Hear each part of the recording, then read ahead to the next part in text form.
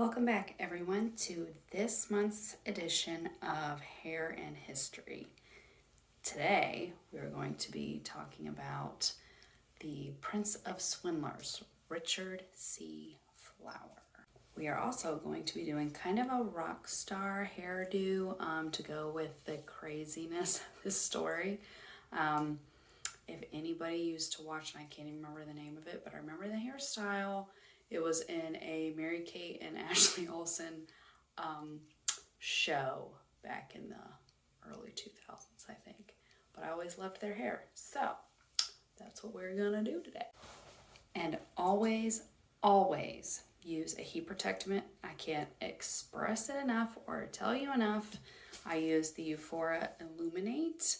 It is going to protect your hair from the heat. I have clients that come in a lot and wonder why their hair's breaking, and they use heat and no heat protectant. So please use the heat protectant. And without further ado, we are going to start out by telling you how Richard started.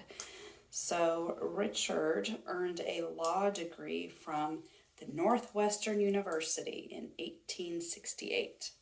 However, he never pursued that profession. He decided to just do some get rich quick schemes. He spent decades conning everyone into different things. So Richard decided to call himself a doctor, even though he had no professional training.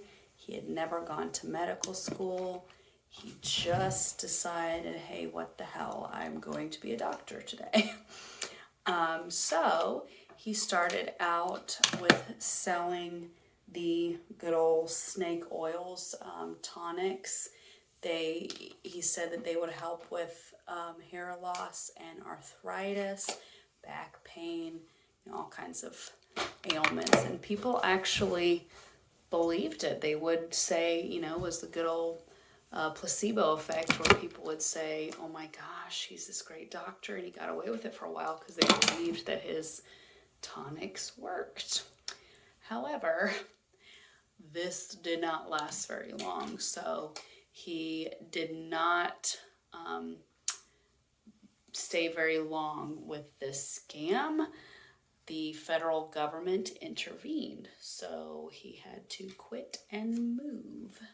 So shortly after this, he decided that, hey, why not open a gold mine?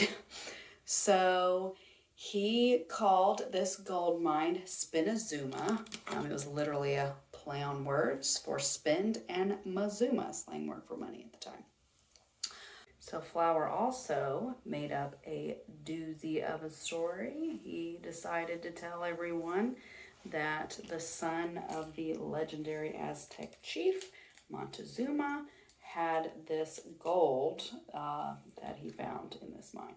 So, yeah.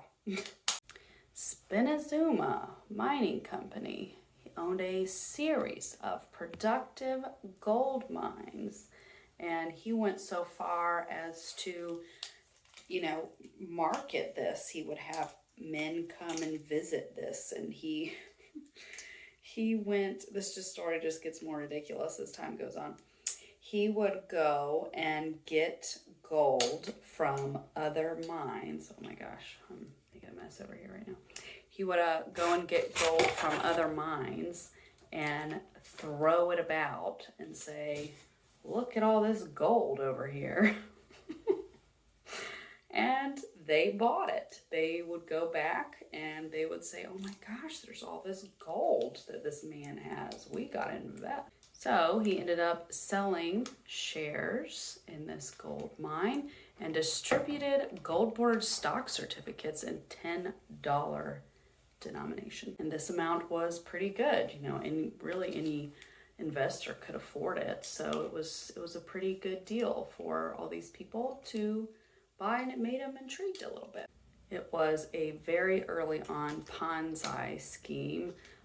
He would basically get money from all these investors, and then he would, just pay people as he got more money. It was, very early on form of that. I mean, this man went to great lengths for this deception. It is just bonks. So he actually hired people for this fake mine. He had laborers, he had surveyors, he even had miners to create this place to mine nothing. There was nothing there.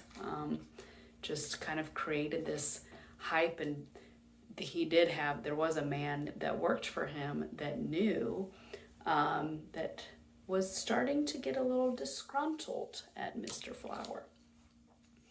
He would put tents up, and he had free samples of the ore for people to come and look at.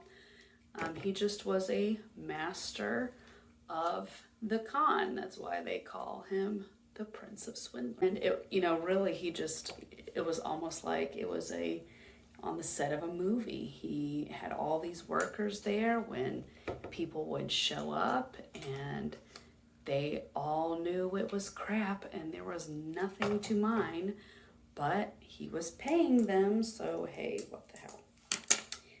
There was a newspaper that went, and it was called the Graham County Guardian, and it went, and they said, oh my gosh, I just dropped my straightener.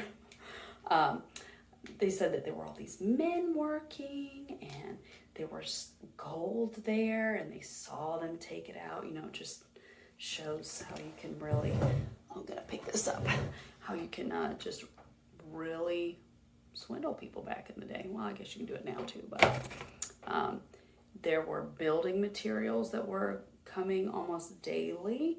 So he really knew how to keep this lie going. It's pretty crazy.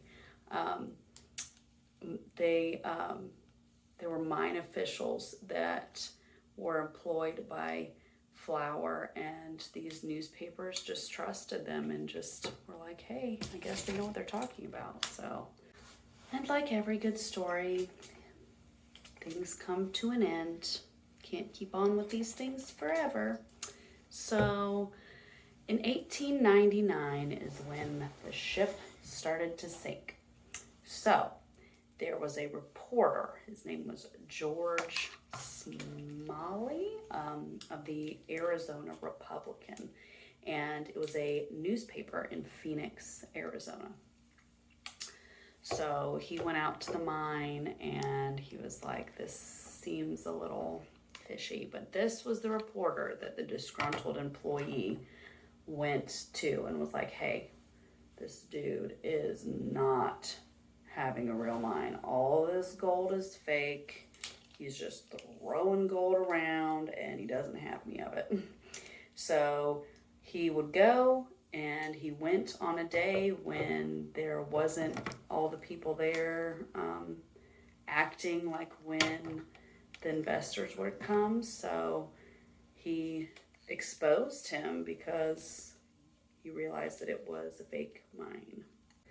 Well, Flower did not want to stop there. He decided that he wanted to try his hand again because, hey, he had been a doctor, he had been all these kinds of things, and he got away with it for a while, so let me try and do another mining. So he went east, but he was followed by Smalley, who was like, nah, dude, you are not getting away with it again. So that con didn't work, and then he actually got arrested in Toronto in 1916. So that's a little bit, he was a little bit running around doing his own thing for a while. He did post bail, but he had a heart attack and died in New Jersey in a motion picture theater. So Mr. Flower did not get away with it in the end. So yeah, I thought this story was pretty crazy.